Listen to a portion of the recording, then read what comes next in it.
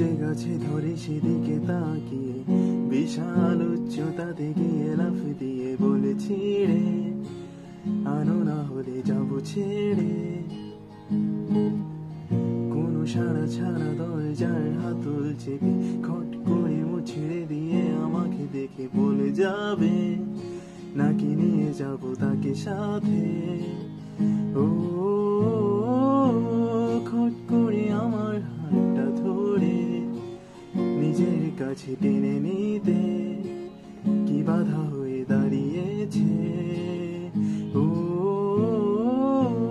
না দেখে শুনে কিছু জানিয়ে নিজে আড়ালে লুকালে আমাকে তুমি ডুবালে।